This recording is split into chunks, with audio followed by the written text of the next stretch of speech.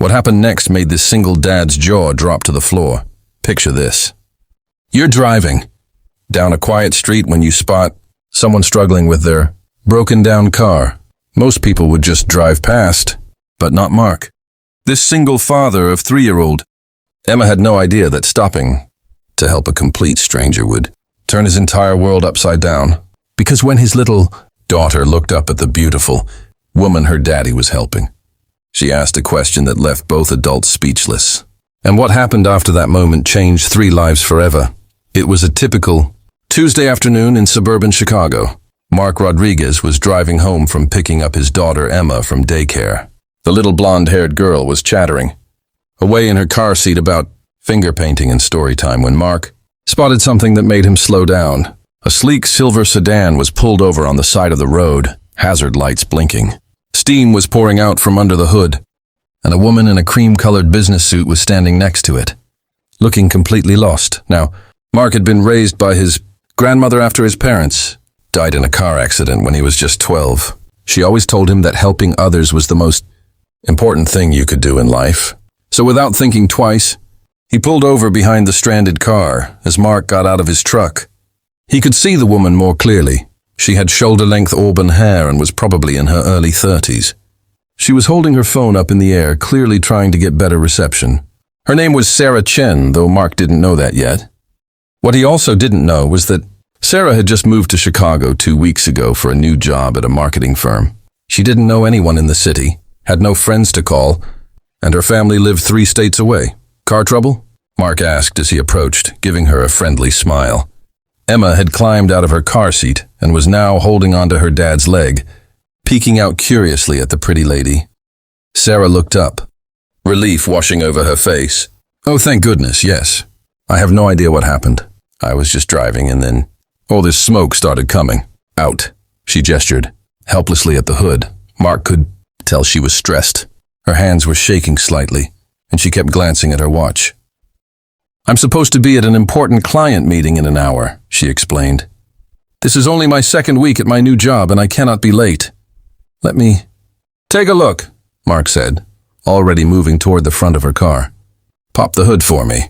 As Mark examined the engine, little Emma wandered closer to Sarah. The 3-year-old had always been a curious child, and something about this woman fascinated her. Maybe it was Sarah's kind eyes, or the way she smelled like vanilla perfume, or how she crouched down to Emma's level when she noticed the little girl approaching. Hi there. Sweetie, Sarah said softly. What's your name? Emma, the little girl replied, suddenly shy but not backing away. You're really pretty. Sarah's heart melted a little. She'd always loved children but had never had the chance to have her own. Her ex-fiancé had called off their engagement 6 months ago, claiming he wasn't ready for the commitment of marriage and kids. It was part of the reason she'd moved to Chicago, for a fresh start. Thank you. Emma, that's very sweet of you to say, Sarah replied, her voice gentle. Mark looked up from under the hood and called out, good news and bad news. Good news is it's just a radiator hose that burst. Bad news is you're not driving anywhere until it gets fixed. Sarah's face fell. How long will that take? If we call a tow truck now, probably 2 to 3 hours before you're back on the road, Mark explained, wiping his hands on a rag he kept in his truck. Sarah sank back against her car. Missing this client meeting would be a disaster. Her new boss had already made it clear that the company had high expectations, and she was still in her probationary period. Tell you what, Mark said, noticing her distress. I can give you a ride to your meeting. My daughter and I weren't doing anything important anyway. Right, Em. Emma nodded enthusiastically. She had taken an immediate liking to Sarah and was now holding the woman's hand. Oh no, I couldn't ask you to do that, Sarah protested. You've already done so much, you're not asking. I'm offering, Mark replied with a warm smile. Besides, Emma seems to have made a new friend. During the 20-minute drive to Sarah's office, something magical happened. Emma, who was usually shy around strangers, was chattering away like she'd known Sarah her whole life. She told Sarah about her favorite stuffed animal, how she could count to 20, and how her daddy made the best pancakes. In the whole world, Sarah found herself genuinely engaged in conversation with the 3-year-old.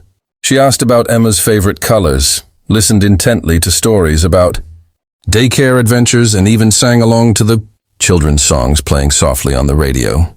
Mark watched this interaction in his rearview mirror with growing amazement. Emma had been struggling since her mother left them 18 months ago. Lisa had decided that being a mom was too hard and that she needed to find herself. She'd moved to California and barely called. Emma had become withdrawn around new people, especially women, but here she was opening up to a complete stranger like it was the most natural thing in the world. When they arrived at Sarah's office building, she turned to thank Mark and Emma.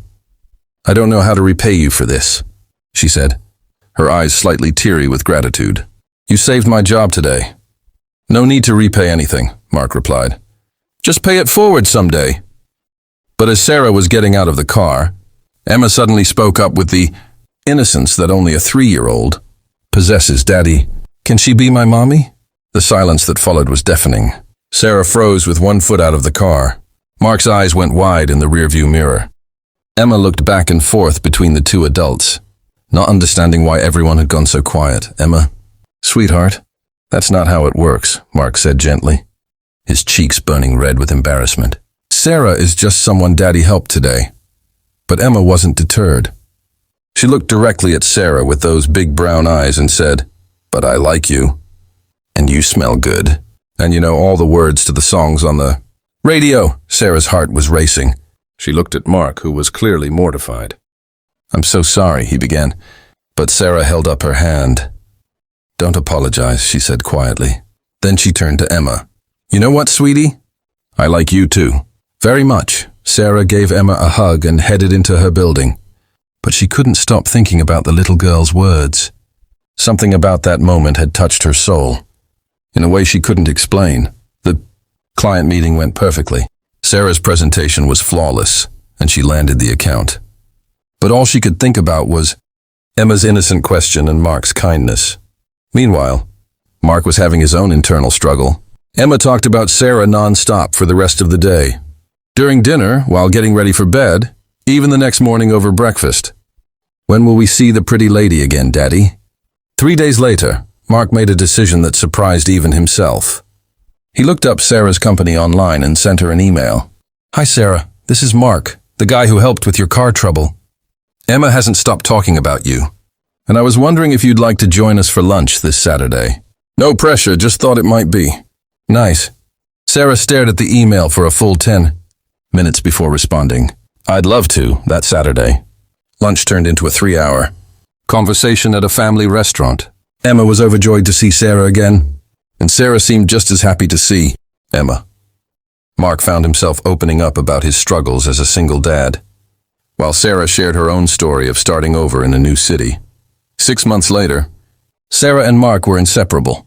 Emma had started calling Sarah Miss Sarah, but would sometimes slip and call her Mommy Sarah, which made Sarah's heart soar every time. A year after that fateful car breakdown, Mark proposed to Sarah in the same spot where they first met. Emma was his accomplice, carrying the ring in a little pink purse. When Sarah said yes, Emma jumped up and down, shouting, "Now you can really be my mommy." Today, Mark, Sarah, and Emma are a happy family of 3, with another little one on the way. Sarah often jokes that her car breaking down was the best thing that ever happened to her. Mark says the same thing about stopping to help a stranger. And Emma?